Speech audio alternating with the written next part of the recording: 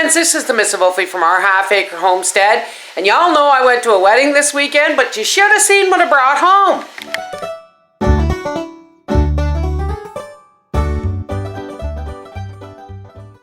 My cousin Diane used to own a flower shop in Oakville, Ontario. And she sold the shop and retired. And she had all this stuff. She still had a lot of stuff.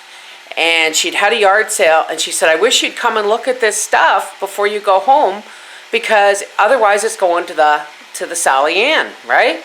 So I did. Well, now we know why Bev doesn't go to yard sales anymore. Look at this. Look at this. There's hors d'oeuvre makers, ornaments, really beautiful textured Christmas paper, a Santa apron, all this stuff, little votive candle jars. I mean, this goes on and on and on.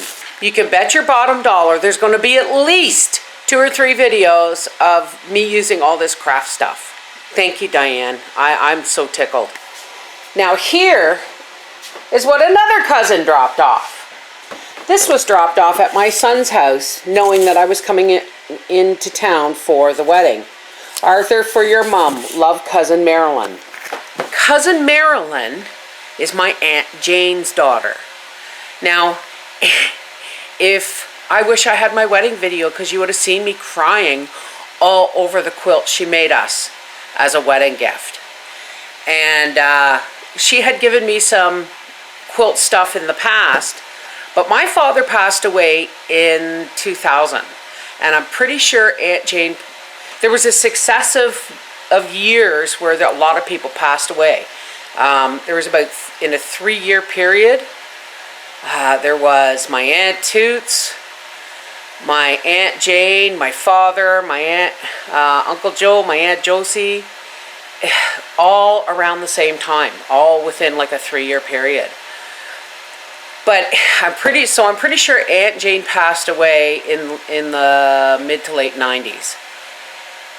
But what's in this bin goes way back, way farther back.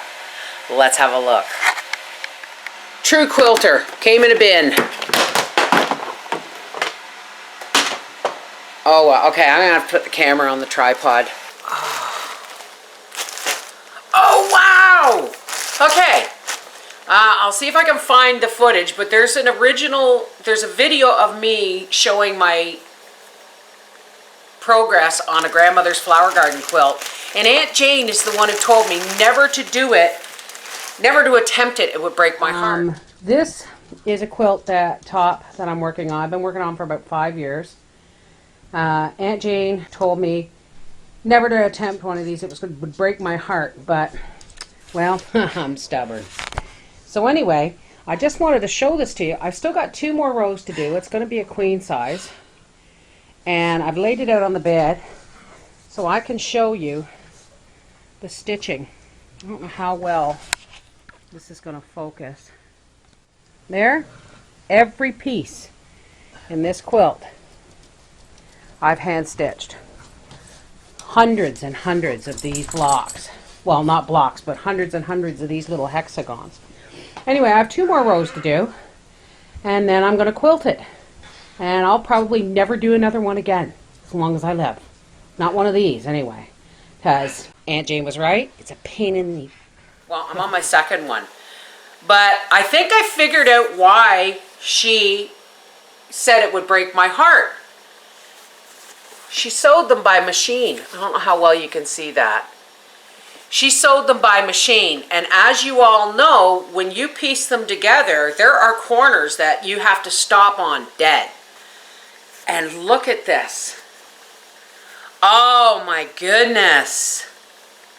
Oh yes. There is probably a quilt worth here. Probably a quilt worth. Aunt Jane's looking at me in heaven and smiling. She knew it would get to me eventually. Okay. Oh my gosh. Look at this. When Aunt Jane was still alive, and Briar was maybe 2, maybe 3. I went to visit her and she gave me a bin just like this, full of stuff. And in it was the beginnings of a quilt, and she showed me how to do it. And so what I did is I made a kind of a crazy quilt from it, different patterns going around and around and around. And I gave it to my sister. But you know what? Here's the finished one. This is the finished quilt top right here.